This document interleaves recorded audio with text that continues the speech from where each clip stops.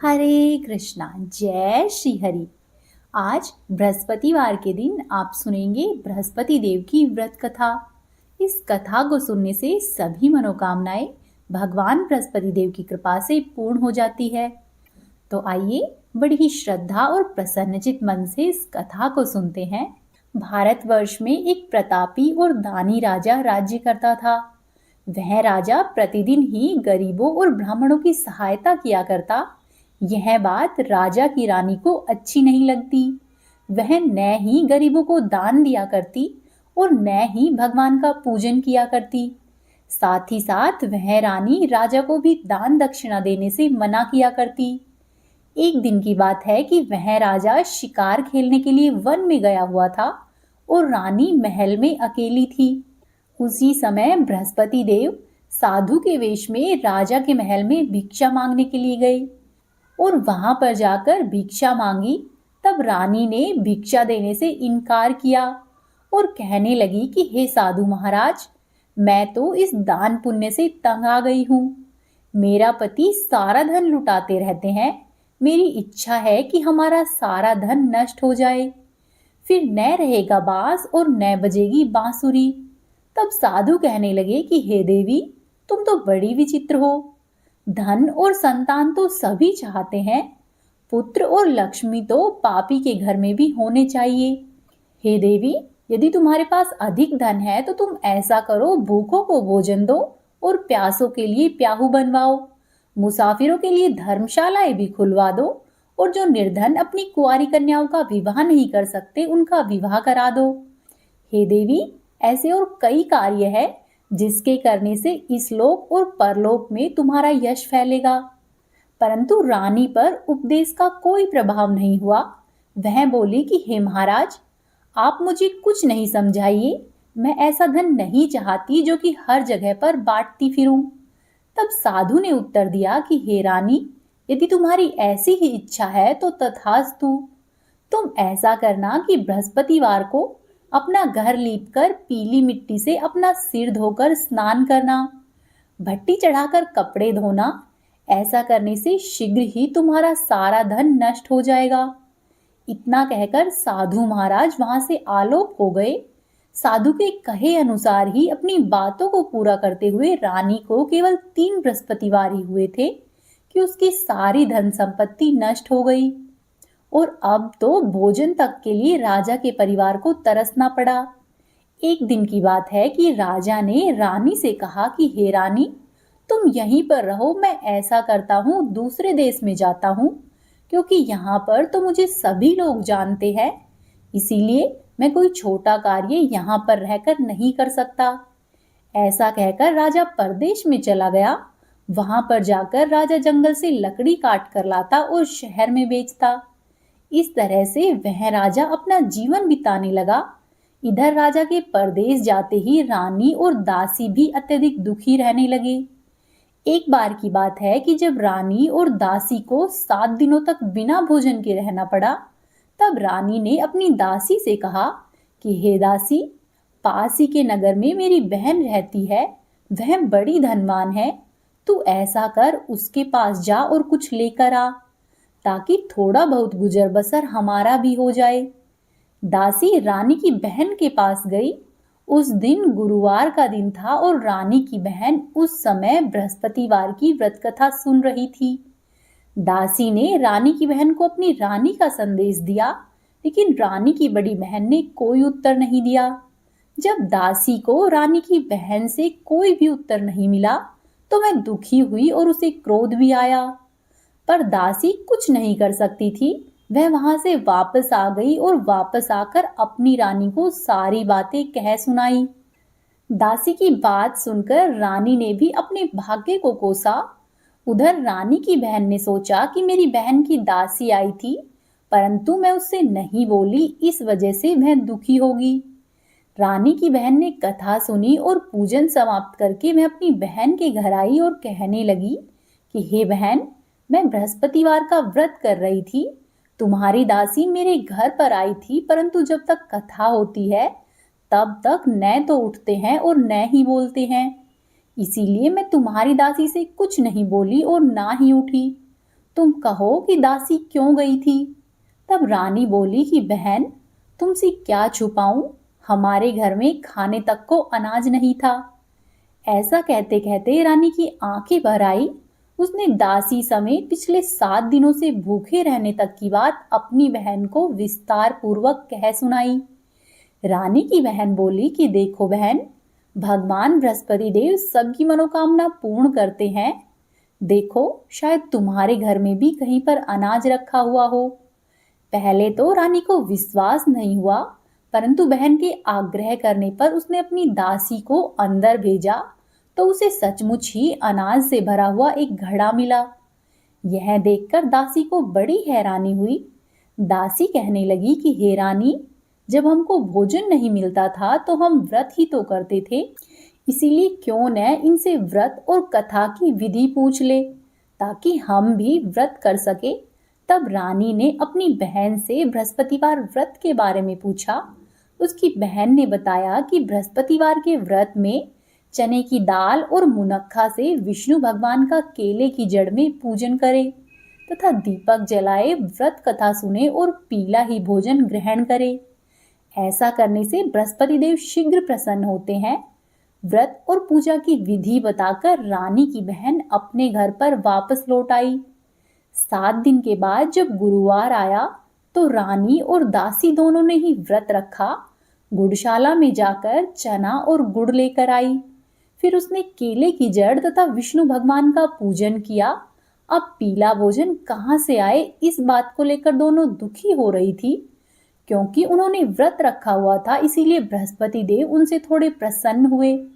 इसीलिए बृहस्पति देव ने एक साधारण व्यक्ति का रूप धारण किया और 2 थालों में सुंदर पीला भोजन दासी को देकर चले गए। भोजन पाकर दासी प्रसन्न हुई और फिर रानी के साथ मिलकर भोजन ग्रहण किया।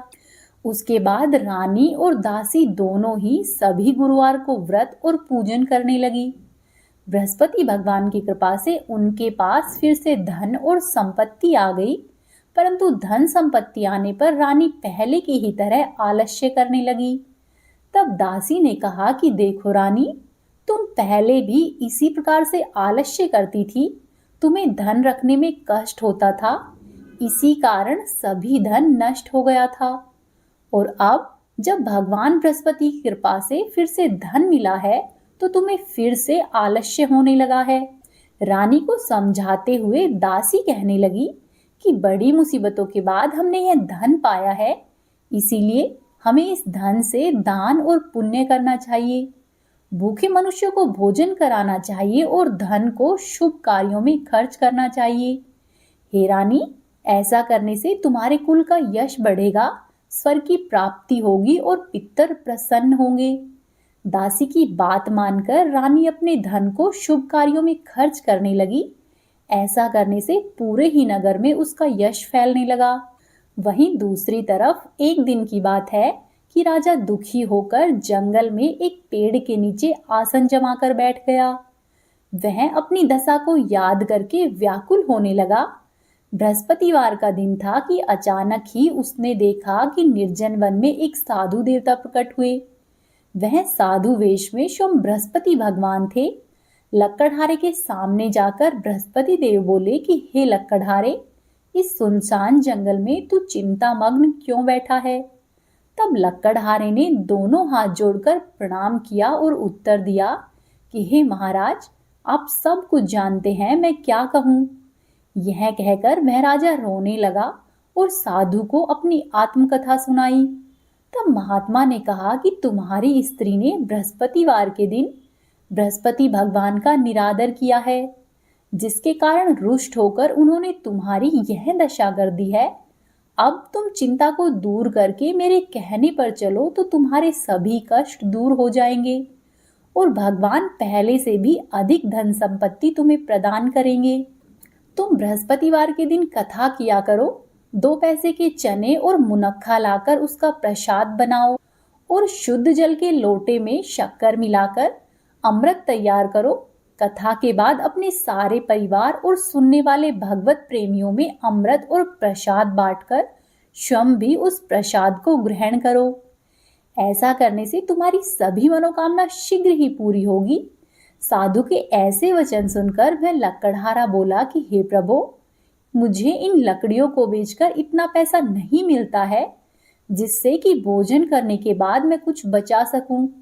मैंने रात्रि में अपनी स्त्री को व्याकुल देखा है और मेरे पास कुछ भी नहीं है कि जिसकी वजह से मैं उसकी खबर मंगा सकूं। तब साधु ने कहा कि हे लकड़हारे, तुम किसी भी बात की चिंता मत करो। बृहस्पतिवार के दिन तुम रोजाना की ही तरह लकड़ियों को लेकर शहर में जाना। उस दिन तुमको रोजाना से दुगना धन मिलेगा, जिससे कि तुम भली भांति भोजन कर लोगे तथा बृहस्पति देव की पूजा का सामान भी आ जाएगा। इतना कहकर साधु महाराज अंतर्ध्यान हो गए। धीरे धीरे समय बीतने पर बृहस्पतिवार का दिन आया। लकड़हारा जंगल से लकड़ियां काटकर किसी शहर में बेचने गया। उसे उस दिन अन्य दिनों से अधिक पैसा मिला। राजा ने चना, गुड़ और इत्यादि लाकर गुरुवार का व्रत किया। उस दिन से उसके सभी क्लेश दूर हुए। परंतु जब दोबारा गुरुवार का दिन आया तो वह राजा बृहस्पतिवार का व्रत करना भूल गया। इस कारण बृहस्पति भगवान नाराज हो गए। उस दिन उस नगर के राजा ने विशाल यज्ञ का आयोजन किया तथा शहर में यह घोषणा करा दी कि कोई भी मनुष्य अपने घर में भोजन नहीं बनावे और न ही आग जलावे। समस्त जनता मेरे यहाँ पर भोजन करने आवे। यदि कोई इस आज्ञा को नहीं मानेगा तो उसे फांसी की सजा दी जाएगी। इस तरह की घोषणा संपूर्ण नगर में करवा दी। राजा की आज्ञा के अनुसार ही शहर के सभी लोग भोजन करने के लिए आए, लेकिन लकड़हारा कुछ देर से पहुंचा, इसीलिए राजा उसको अपने साथ अपने घर पर लिवा ले गए और ले जाकर भोजन करा रहे थे तो रानी की दृष्टि उस खूंटी पर पड़ी जिस पर कि उस रानी का हार लटका हुआ था। वह हार वहां पर दिखाई नहीं दिया। तब रानी ने सोचा कि मेरा हार इस मनुष्य ने चुरा लिया है। उसी समय सिपाहियों को बुलाकर उस राजा को कारागार में डलवा दिया। वह लकड़हारा कारागार में पड़ा रहा और बहुत ही दुखी होकर विचार करने लगा कि न जाने मैंने अपने पूर्व जन्म में कौन से बुरे कार्य किए हैं कि जिसकी वजह से मुझे इतना दुख मिल रहा है। और वह लकड़हारा वहां पर पड़ा पड़ा उसी साधु को याद करने लगा जो कि उसे जंगल में मिले थे। उसी समय तत्काल ही बृहस्पति देव साधु के रूप में प्रकट हुए और उसकी दशा देखकर कहने लगे कि अरे मूर्ख, तूने बृहस्पति देव की कथा नहीं की, इसी कारण से तुझे यह दुख मिला है। अब तू चिंता मत कर। बृहस्पतिवार के दिन कारागार के दरवाजे पर तुझे 4 पैसे पड़े मिलेंगे। उनसे तू बृहस्पति देव की पूजा करना, तेरे सभी कष्ट दूर हो जाएंगे। फिर जब बृहस्पतिवार का दिन आया तो साधु के कहे अनुसार ही लकड़हारे को दरवाजे पर 4 पैसे मिले। लकड़हारे ने उनसे पूजा का सामान मंगाया और कथा कही।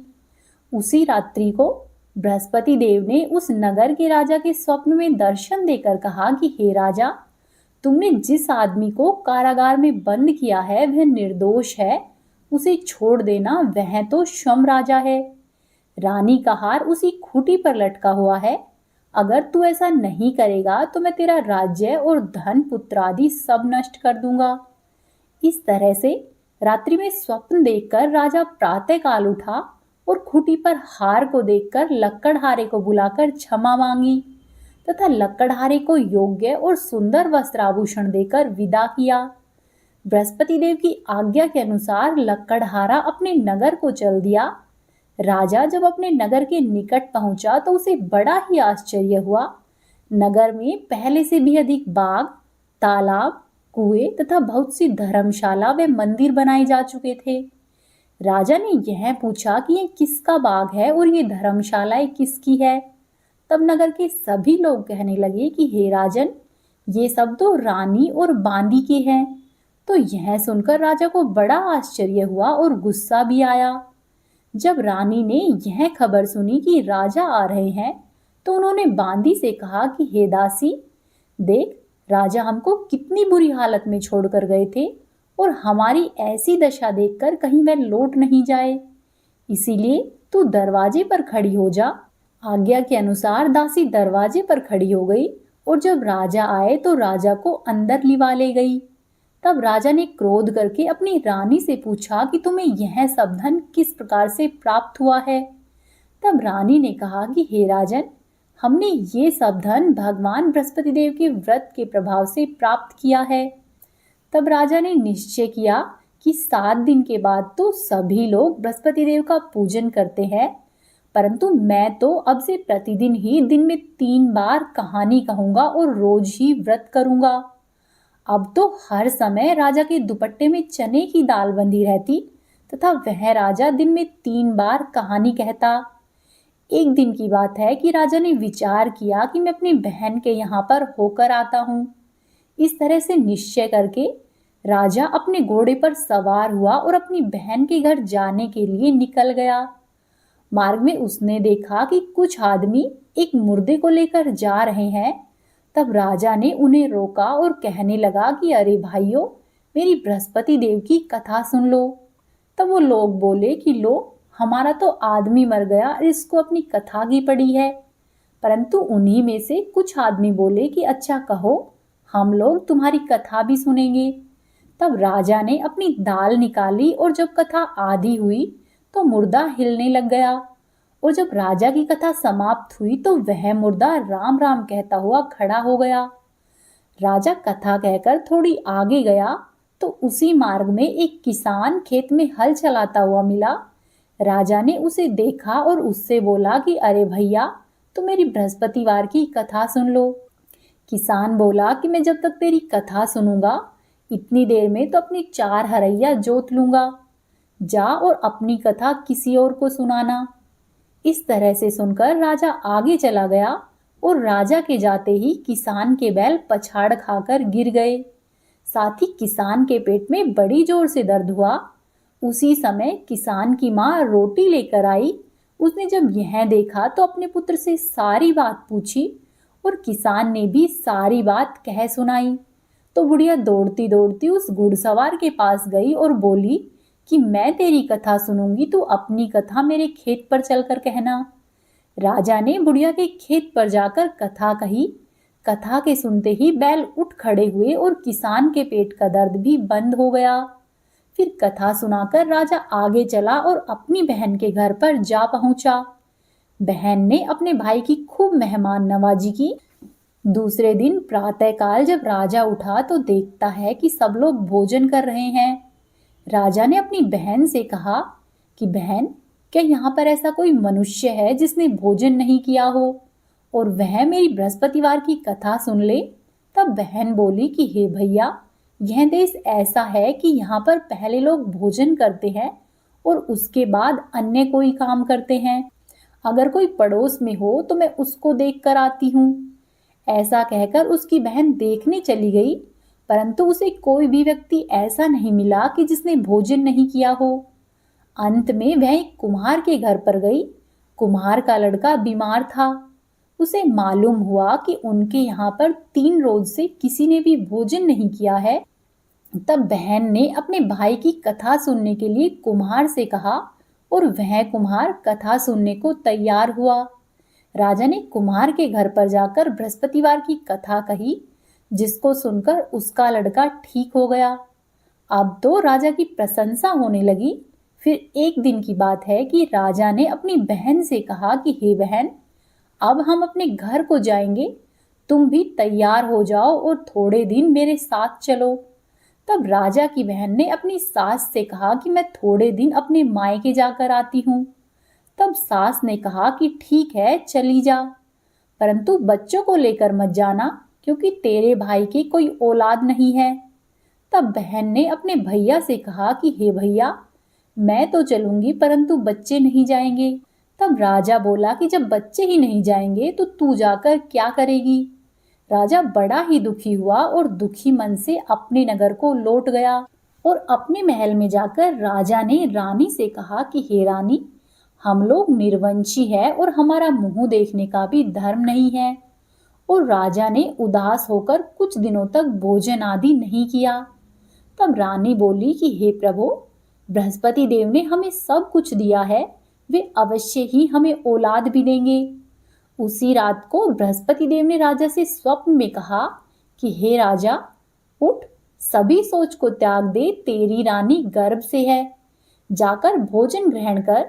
राजा को यह बात सुनकर बड़ी प्रसन्नता हुई और उसने फिर से अन्न और जल को ग्रहण कर लिया और प्रसन्न रहने लगा। उचित समय आने पर रानी को एक सुंदर पुत्र उत्पन्न हुआ। तब राजा बोला कि हे रानी, स्त्री बिना भोजन के रह सकती है, परंतु बिना ताने दिए नहीं रह सकती। जब मेरी बहन यहाँ पर आवे तब तुम उससे कुछ मत कहना। रानी ने कहा कि ठीक है। परंतु जब राजा की बहन ने यह शुभ समाचार सुना तो वह बहुत प्रसन्न हुई और बधाई लेकर अपने भाई के यहाँ पर आई। तब रानी ने कहा कि घोड़ा चढ़कर तो नहीं आई, गधा चढ़ी आई है। तब राजा की बहन बोली कि भाभी, यदि मैं इस प्रकार नहीं कहती तो तुम्हें औलाद किस प्रकार मिलती। इस प्रकार बृहस्पति देव की कृपा से उनकी सभी मनोकामनाएं पूर्ण हुई। बस प्रेम पूर्वक बोली श्री बृहस्पति देव की जय।